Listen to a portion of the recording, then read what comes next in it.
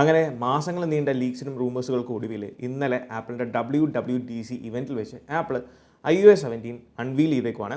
iOS 17 തന്നെ iPadOS 17, WatchOS 10, tvOS അതോടൊപ്പം തന്നെ എയർപോഡുകൾക്ക് മൈനറായിട്ടുള്ള കുറച്ച് ഇംപ്രൂവ്മെൻറ്റ്സും ആപ്പിൾ കൊണ്ടുവന്നിട്ടുണ്ട്. അപ്പോൾ ഇന്നത്തെ ഈ ഒരു വീഡിയോയിലൂടെ iOS 17 ഒരു ഫസ്റ്റ് ഇംപ്രഷനാണ്, എന്തൊക്കെ ചേഞ്ചസ് പുതിയ ഫീച്ചേഴ്സ് വന്നേക്കുന്ന കാര്യങ്ങളൊക്കെയാണ് നമ്മൾ നോക്കുന്നത്.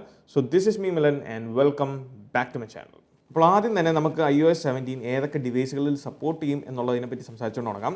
ഒഫീഷ്യലി ആപ്പിൾ ലിസ്റ്റ് ചെയ്തേക്കുന്ന പ്രകാരം നമുക്ക് iPhone XS മുതൽ iPhone 14 Pro Max വരെയുള്ള എല്ലാ ഡിവൈസുകളിലും നമുക്ക് iOS 17 സപ്പോർട്ട് ലഭിക്കുന്നതായിരിക്കും.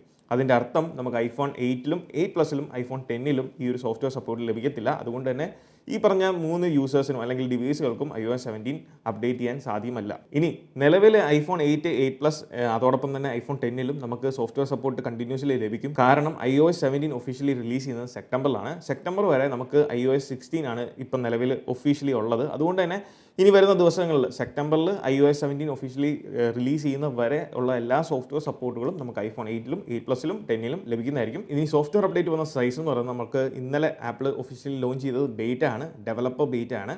ഇത് നമ്മുടെ iPhone 12 മിനിയിലാണ് ഞാൻ ഇൻസ്റ്റാൾ ചെയ്തത്. 12 മിനിയിൽ വന്ന സൈസ് എന്ന് പറയുന്നത് ഏകദേശം 6 GB അടുത്താണ്. ഇനി ബേറ്റ ഇപ്പം കറൻറ്റ്ലി iOS 17 ഉള്ളത് ബേറ്റ റിലീസിലാണ്. അതുകൊണ്ട് എല്ലാവരോടും ഒരു വാർണിംഗ് ആയിട്ട് പറയുന്ന ഒരു കാര്യമാണ്, ഈ സമയത്ത് എല്ലാവർക്കും ഉണ്ടാകുന്ന ഒരു ആഗ്രഹമാണ് എങ്ങനെയെങ്കിലും iOS 17 ഇൻസ്റ്റാൾ ചെയ്യണം, അത് യൂസ് ചെയ്യണം എന്നുള്ളത്. അങ്ങനെയുള്ള ആൾക്കാരോട് എനിക്ക് പറയാനുള്ളത്, നിങ്ങൾ ഇൻസ്റ്റാൾ ചെയ്യുന്നുണ്ടെങ്കിൽ നിങ്ങളുടെ റിസ്കിൽ ഇൻസ്റ്റാൾ ചെയ്യണം. കാരണം ഇതൊരു ഒഫീഷ്യൽ റിലീസ് അല്ല, ഇത് ബേറ്റ ടെസ്റ്റിങ്ങിലുള്ള ഓപ്പറേറ്റിംഗ് സിസ്റ്റം ആണ്. അതുകൊണ്ട് ഇതിനകത്ത് ധാരാളം ബഗ്ഗുകളും ഇഷ്യൂസും ഉണ്ട്. ഇപ്പം നിലവിലുള്ള iOS 16ൻ്റെയൊക്കെ ഇരട്ടി 5-10 ഇരട്ടി ബഗ്ഗുകളും ഇഷ്യൂസും ഒക്കെ നമ്മുടെ ഡിവൈസുകളിൽ ഉണ്ടാകും. സോ അതുകൊണ്ട് തന്നെ നിങ്ങൾക്ക് ഒരൊറ്റ ഐഫോണേ ഉള്ളെന്നുണ്ടെങ്കിൽ ദയവ് ചെയ്ത് നിങ്ങളുടെ ഡിവൈസുകളിൽ ഈ പറഞ്ഞ ബേറ്റ സോഫ്റ്റ്വെയർ ഇൻസ്റ്റാൾ ചെയ്യുകയോ റൺ ചെയ്യുകയോ ചെയ്യരുത്. ഈവൻ ദോ അടുത്ത മാസം നമുക്ക് പബ്ലിക് ബേറ്റ, അടുത്ത മാസം ജൂലൈയിൽ നമുക്ക് പബ്ലിക് ബേറ്റ ഓപ്പൺ ആകും. ആ ഒരു ടൈമിൽ ധാരാളം ആൾക്കാർ ഇതിലേക്ക് സ്വിച്ച് ചെയ്യും. സോ അവരോട് എനിക്ക് വാർണിംഗ് ആയിട്ട് പറയാനുള്ള കാര്യമാണ്. ഇനി നമുക്ക് ഇതിൻ്റെ ഫീച്ചേഴ്സിലേക്ക് പോകാം. ഫീച്ചേഴ്സിലേക്ക് പോകുമ്പം ഫസ്റ്റ് ലുക്ക് എന്ന് പറയുന്നത് നിങ്ങൾക്ക് കാണുമ്പോൾ തന്നെ മനസ്സിലാവും, നമുക്കൊരു വാൾപേപ്പർ ഒഫീഷ്യലി iOS 17 ലഭിച്ചിട്ടുണ്ട്. iOS 16 നമുക്ക് ലഭിച്ചിട്ടുണ്ടായിരുന്നു. പക്ഷേ ഇതിലുള്ള വ്യത്യാസം എന്ന് വെച്ചാൽ iOS 16 നമുക്ക് ഇല്ലാത്തൊരു കാര്യം എന്ന് വെച്ചാൽ, ഇപ്പോൾ നമ്മൾ ഈ ഒരു കസ്റ്റമൈസേഷൻ മോഡിലേക്ക് പോയി കഴിഞ്ഞാൽ, ഈ ലോക്ക് സ്ക്രീൻ ഓപ്ഷനിൽ പോയി കഴിഞ്ഞാൽ നമുക്കിവിടെ ഡൈനാമിക് വാൾപേപ്പറാണ് ലഭിച്ചിരിക്കുന്നത്. ഡൈനാമിക്കിൻ്റെ അർത്ഥം അറിയാം, നമുക്കിതിന് ലൈറ്റ് മോഡും ഉണ്ട് ഡാർക്ക് മോഡും അനുസരിച്ച് നമ്മുടെ ഈ ഒരു വാൾപേപ്പറിൻ്റെ ഓവറോൾ കളർ അല്ലെങ്കിൽ തീം മാറുന്നതായിരിക്കും. രണ്ടാമത് ഇതിൽ വന്ന മാറ്റം എന്ന് പറയുന്നത് നമ്മുടെ ഫോണ്ട് ആൻഡ് കളേഴ്സിൻ്റെ ഓപ്ഷനിലേക്ക് വരുമ്പോൾ നമുക്കിവിടെ കുറച്ച് ഫോണ്ടുകൾ ഇവിടെ കൊടുത്തിട്ടുണ്ട്.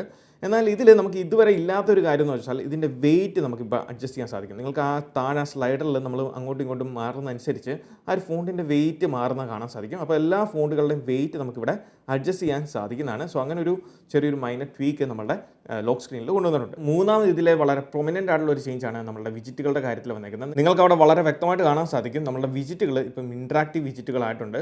അതായത് നമുക്ക് ഇനി മുതൽ ഈ വിജിറ്റുകൾ, ഇപ്പം മ്യൂസിക് ആപ്പിൻ്റെ വിജിറ്റാണ് നിങ്ങൾ ഈ കാണുന്നത്, അതിൽ പോസ് എന്നുള്ളത് ജസ്റ്റ് ടാപ്പ് ചെയ്താൽ നമുക്കത് പോസ് ചെയ്യാൻ സാധിക്കും. അതോടൊപ്പം തന്നെ ഇവിടുന്ന് തന്നെ റൈറ്റ് ഫ്രം ദ വിജിറ്റ് ഇറ്റ് സെൽഫ് നമുക്ക് പ്ലേ ചെയ്യാനും സാധിക്കുന്നതാണ്. അതോടൊപ്പം തന്നെ വിജിറ്റുകളിൽ കുറച്ച് മോഡിഫിക്കേഷൻ വന്നിട്ടുണ്ട്. ഇപ്പം ക്ലോക്കിൻ്റെ വിജിറ്റ് നിങ്ങൾക്ക് അവിടെ കാണാം, പുതിയൊരു ക്ലോക്ക് വിജിറ്റാണ് അവിടെ ആഡ് ചെയ്തേക്കുന്നത്. അതോടൊപ്പം തന്നെ കലണ്ടറിന് മറ്റൊരു ഡിഫറെൻറ്റ് വിജിറ്റ് ആപ്പിൾ കൊണ്ടുവന്നിട്ടുണ്ട്. നാലാമത് ആപ്പിൾ ഇതിൽ പുതുതായിട്ട് ഇൻട്രൊഡ്യൂസ് ചെയ്ത മറ്റൊരു ഫീച്ചറാണ് സ്റ്റാൻഡ് ബൈ മോഡ് എന്ന് പറയുന്നത്. അത് നമുക്ക് സെറ്റിംഗ്സ് ചെയ്യുന്ന iOS 17 സപ്പോർട്ട് ചെയ്യുന്ന എല്ലാ ഡിവൈസുകളിലും നമുക്ക് ഈ ഒരു സ്റ്റാൻഡ് ബൈ മോഡ് ഉണ്ട്.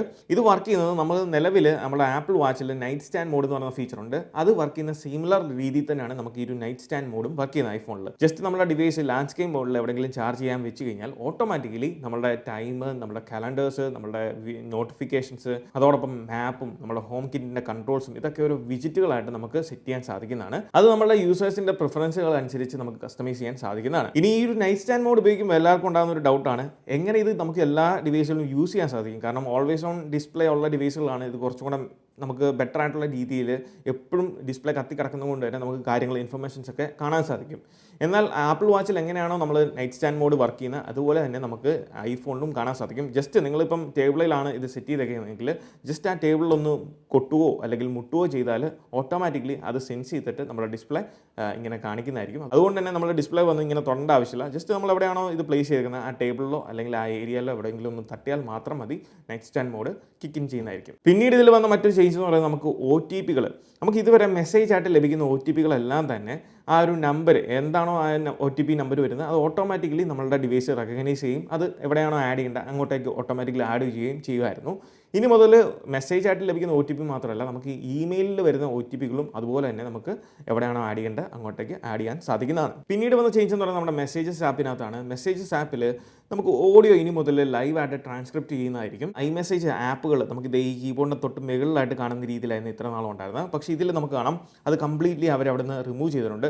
ഇനി സൈഡിലൊരു പ്ലസ് ഐക്കൺ കൊടുത്തിട്ടുണ്ട്. അതിൽ ടാപ്പ് ചെയ്ത് കഴിഞ്ഞാൽ നമുക്ക് ഈ പറഞ്ഞ എല്ലാ ഓപ്ഷൻസും അവിടെ നിന്ന് ലഭിക്കുന്നതായിരിക്കും. ഓഡിയോ, അതോടൊപ്പം തന്നെ മോർ ഓപ്ഷൻസിലേക്ക് പോയാൽ ഓരോ തേർഡ് പാർട്ടി ആപ്ലിക്കേഷൻ്റെയും iMessage ആപ്പുകളുടെ ഡീറ്റെയിൽസും നമുക്കിവിടെ ലഭിക്കുന്നതായിരിക്കും. ഈ ഒരു ഓപ്ഷൻ വന്നതോടെ നമുക്ക് വളരെ ഈസി ആയിട്ട് ഓരോ കാര്യങ്ങളും നമുക്ക് ആക്സസ് ചെയ്യാൻ സാധിക്കും. ഇവിടെ നമുക്ക് കാണാം ഓഡിയോ ഒക്കെ വളരെ സിമ്പിളായിട്ടും ഈസി ആയിട്ട് നമുക്ക് റെക്കോർഡ് ചെയ്യാൻ സാധിക്കും. അതോടൊപ്പം തന്നെ നമ്മുടെ സ്റ്റിക്കേഴ്സിൽ വളരെ കാര്യമായിട്ടുള്ള ഒരു ഇംപ്രൂവ്മെൻറ്റ്സ് ആണ് ആപ്പിൾ ഇതിൽ കൊണ്ടുവന്നിരിക്കുന്നത്. സ്റ്റിക്കേഴ്സിൻ്റെ കാര്യത്തിൽ നമുക്ക് ബിൽറ്റ് ആയിട്ടുള്ള സ്റ്റിക്കേഴ്സ് അല്ലാതെ നമുക്ക് നമ്മളുടെ സ്വന്തമായിട്ടുള്ള ഇഷ്ടമുള്ള ഫോട്ടോസ്, ഇമേജസ്, കാര്യങ്ങളൊക്കെ നമുക്ക് സ്റ്റിക്കർ ആഡ് ചെയ്യാൻ സാധിക്കും. ഫോർ എക്സാമ്പിൾ, ഞാൻ ഈ ഒരു ഇമേജ് സെലക്ട് ചെയ്ത് ഇവിടെ ആഡ് സ്റ്റിക്കർ എന്നുള്ള ഓപ്ഷൻ കൊടുത്തു കഴിഞ്ഞാൽ നമുക്കിവിടെ കാണാം ആ ഒരു ഇമേജ് സ്റ്റിക്കറായിട്ട് വരുന്നത് നമുക്കവിടെ പ്ലേസ് ചെയ്യാൻ സാധിക്കുന്നതാണ്. പിന്നീട് നമ്മൾ iMessageൽ വന്ന മറ്റൊരു ഫംഗ്ഷനാലിറ്റിയാണ് ചെക്ക് ഇൻ എന്ന് പറയുന്നൊരു ഫംഗ്ഷനാലിറ്റി. ഇത് നമുക്ക് എന്തിനാണെന്ന് വെച്ചാൽ ഈ ഒരു ഫംഗ്ഷനാലിറ്റി എനേബിൾ ചെയ്ത് കഴിഞ്ഞാൽ നമ്മുടെ ഫാമിലിയോ അല്ലെങ്കിൽ ഫ്രണ്ടോ ആരെങ്കിലും നമ്മളൊരു സ്ഥലത്ത് നിന്ന് മാറിക്കഴിഞ്ഞാൽ മറ്റൊരു സ്ഥലത്തേക്ക് അവർ പോവുകയാണെന്നുണ്ട്, അവർ കൃത്യമായിട്ട് ആ സ്ഥലത്ത് കൃത്യസമയത്ത് എത്തുന്നുണ്ടോ, അതിൻ്റെ പ്രോഗ്രസ്, സ്റ്റാറ്റസ്, കാര്യങ്ങളൊക്കെ നമുക്ക് ലഭിക്കുന്നതായിരിക്കും. അതോടൊപ്പം തന്നെ അവരവിടെ കൃത്യം ടൈമിൽ എത്തിയില്ല എന്നുണ്ടെങ്കിൽ ഓട്ടോമാറ്റിക്കലി നമ്മുടെ ഡിവൈസ് തന്നെ അതിൻ്റെ അപ്ഡേഷൻ നമുക്ക് ആർക്കാണോ അത് എനേബിൾ ചെയ്തേക്കുന്നത്, ചെക്കിൻ എനേബിൾ ചെയ്തേക്കുന്നത്, അവരുടെ ഡിവൈസിലേക്ക് നമ്മളുടെ ഡിവൈസിൻ്റെ ബാറ്ററി, ലൊക്കേഷൻ, കാര്യങ്ങളൊക്കെ ബേസ് ചെയ്തിട്ടുള്ള ഒരു മെസ്സേജ് ഫോർവേഡ് ചെയ്യുന്നതായിരിക്കും. അത് എന്തായാലും അടിപൊളി സേഫ്റ്റി ഫീച്ചർ തന്നെയാണ്. ഇതിനകത്ത് നമുക്ക് സെലക്ട് ചെയ്യാം എന്തൊക്കെ ഡീറ്റെയിൽസ് ആണ് മറ്റൊരാളിലേക്ക് സെൻഡ് ചെയ്യേണ്ടതെന്നുള്ളത്. ഫുൾ ഓപ്ഷൻ ഉണ്ട്, അതോടൊപ്പം തന്നെ ലിമിറ്റഡ് എന്ന് പറയുന്ന ഓപ്ഷൻ ഉണ്ട്. പിന്നീട് കാര്യമായിട്ടുള്ള ഇംപ്രൂവ്മെൻറ്റ്സ് കൊണ്ടുവന്നത് നമ്മുടെ ഫോൺ ആപ്പിനകത്താണ്. ഫോൺ ആപ്പിനകത്ത് കോൺടാക്റ്റുകൾക്ക് കോൺടാക്ട് പോസ്റ്റർ എന്ന് പറയുന്ന ഒരു പുതിയ ഫീച്ചർ ആപ്പിൽ ആഡ് ചെയ്തിട്ടുണ്ട്.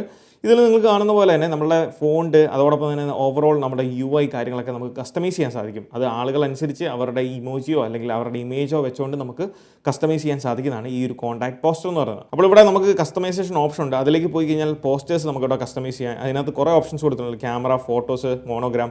ഇതിൽ ഇമോജി സെലക്ട് ചെയ്ത് കഴിഞ്ഞാൽ നമ്മുടെ ഇമോജി ഏതാണെന്നുള്ളത് നമ്മൾ ജസ്റ്റ് ഇവിടെ നിന്ന് സെലക്ട് ചെയ്ത് കൊടുത്തു കഴിഞ്ഞാൽ നമുക്ക് ആ ഇമോജി വെച്ചുകൊണ്ട് അതിൻ്റെ ആക്ഷൻസ്, കാര്യങ്ങളൊക്കെ നമുക്ക് ഇഷ്ടമുള്ള പോലെ സെലക്ട് ചെയ്യാവുന്നതാണ്. നെക്സ്റ്റ് കൊടുത്തു കഴിഞ്ഞാൽ നമുക്ക് എന്ത് കളേഴ്സാണ് ഇതിന് വേണ്ടത്, ബാക്ക്ഗ്രൗണ്ട് കളർ ഏതാണ് വേണ്ടത് എന്നുള്ള കാര്യങ്ങളും എല്ലാ കാര്യങ്ങളും നമുക്ക് ഇവിടെ നിന്ന് കസ്റ്റമൈസ് ചെയ്യാനും അതിൻ്റെ കളറുകൾ, കാര്യങ്ങളൊക്കെ അഡ്ജസ്റ്റ് ചെയ്യാനും സാധിക്കും. ഏറ്റവും ടോപ്പിൽ നമുക്ക് അതിൻ്റെ ഫോണ്ട് കൊടുത്തിട്ടുണ്ട്. ഫോണ്ടിൻ്റെ കാര്യങ്ങളൊക്കെ നമുക്ക് ഇവിടെ നിന്ന് കസ്റ്റമൈസ് ചെയ്യാം. അതിൻ്റെ വെയിറ്റ് നമ്മൾ ആ ഒരു ലോക്ക് സ്ക്രീനിൽ കസ്റ്റമൈസ് ചെയ്യുന്ന പോലെ തന്നെ നമുക്ക് കസ്റ്റമൈസ് ചെയ്യാൻ സാധിക്കുന്നതാണ്. അതോടൊപ്പം തന്നെ ഇമോജിക്ക് എന്തെങ്കിലും സ്റ്റൈൽ, കാര്യങ്ങളൊക്കെ മാറ്റണമെന്നുണ്ടെങ്കിൽ അതും റൈറ്റ് ഫ്രം നമുക്ക് ഈ ഒരു ഓപ്ഷനിൽ നിന്ന് കസ്റ്റമൈസ് ചെയ്യാൻ സാധിക്കുന്നതാണ്. ഈ ഒരു പോസ്റ്റേഴ്സിനോടൊപ്പം തന്നെ ആപ്പിൾ കൊണ്ടുവന്ന മാറ്റം നമ്മുടെ കോളിംഗ് UIയിലാണ്. അതിൽ നിങ്ങൾക്ക് കാണാം കീപാഡ്, കാര്യങ്ങളൊക്കെ റൈറ്റ് ഫ്രം നമുക്ക് ഇവിടുന്ന് തന്നെ അത് മാനേജ് ചെയ്യാൻ അല്ലെങ്കിൽ ആക്സസ് ചെയ്യാൻ സാധിക്കും. നേരത്തെ ഉണ്ടായിരുന്നത് ഡിഫറൻ്റ് ആയിട്ടുള്ള ഒരു UI ആണ് ഇവിടെ നമുക്ക് കോളിങ്ങിലുള്ളത്. കോൺടാക്ട് പോസ്റ്റർ പോലെ തന്നെ നമുക്ക് അപ്ഡേറ്റ് ചെയ്ത കാര്യമാണ് കോൺടാക്ട് കാർഡുകൾ. നമുക്ക് ഇനി മുതൽ ഓരോ കോൺടാക്റ്റുകളിലേക്ക് പോകുമ്പോൾ ഇതുപോലെ ഇഷ്ടമുള്ള രീതിയിൽ കോൺടാക്ട് കാർഡുകൾ നമുക്ക് സെറ്റ് ചെയ്യാൻ സാധിക്കും. പിന്നീട് വന്ന മാറ്റം എന്ന് പറയുന്നത് നമ്മുടെ ഫൈൻ മൈലാണ്. ഫൈൻ മൈൽ നമ്മൾ എയർ ടാഗ് ഒക്കെ യൂസ് ചെയ്യുന്നവരാണെന്നുണ്ടെങ്കിൽ നമുക്ക് ഇനി മുതൽ എയർ ടാഗ് മറ്റ് 5 ആളുകളുമായിട്ട് നമുക്ക് ഷെയർ ചെയ്യാൻ സാധിക്കും, അപ് ടു 5%. പിന്നീട് വന്ന ചേഞ്ച് നമ്മുടെ മ്യൂസിക് ആപ്പിനകത്താണ്. മ്യൂസിക് ആപ്പിൽ പോയി കഴിഞ്ഞാൽ നമ്മളിപ്പം ഈ ഒരു പാട്ട് പ്ലേ ചെയ്യുന്ന സമയത്ത് നിങ്ങൾ അവിടെ താഴെ നോക്കിയാൽ നിങ്ങൾക്ക് എത്രത്തോളം അത് ക്ലിയർ ആവും എന്ന് എനിക്ക് അറിഞ്ഞുകൂടാ. ഡാർക്ക് മോഡിൽ, അതായത് നമുക്കിവിടെ താഴെ ആ ഒരു നൗ പ്ലേയിങ്ങിൻ്റെ അവിടെ ഒരു ക്രോസ് ഫെയ്ഡ് വന്നേക്കുന്നത് കാണാൻ സാധിക്കും. അപ്പം നേരത്തെ ആ ഒരു ക്രോസ് ഫെയ്ഡ് ഓപ്ഷൻ ഇല്ലായിരുന്നു. ആപ്പിൾ തിരികെ മ്യൂസിക് ആപ്പിൽ ആ ഒരു ക്രോസ് ഫെയ്ഡ് കൊണ്ടുവന്നിട്ടുണ്ട്. അതുകൊണ്ട് തന്നെ വളരെ സിമ്പിളായിട്ട് നമ്മളത് ടാപ്പ് ചെയ്ത് കഴിയുമ്പോൾ താഴത്തേക്ക് പോകുമ്പോൾ ഏറ്റവും താഴെയുള്ള ടാപ്പ് ബാറിൻ്റെ മുകളിലായിട്ട് നമുക്കത് പ്ലേസ് ചെയ്തിരിക്കുന്നത് കാണാൻ സാധിക്കും. ആ ഒരു ക്രോസ് ഫെയ്ഡ് ഓപ്ഷൻ ആപ്പിൾ തിരിച്ച് റീഎനേബിൾ ചെയ്തു. ആൻഡ് ഫൈനലി മൈനർ ചേഞ്ച് കൊണ്ടുവന്നിരിക്കുന്ന മറ്റൊരു ഏരിയയാണ് നമ്മുടെ സഫാരി. സഫാരിയിൽ നമുക്കിനി ടാബ് ഗ്രൂപ്പുകൾ വളരെ ഈസി ആയിട്ട് നമുക്ക് ആക്സസ് ചെയ്യാം.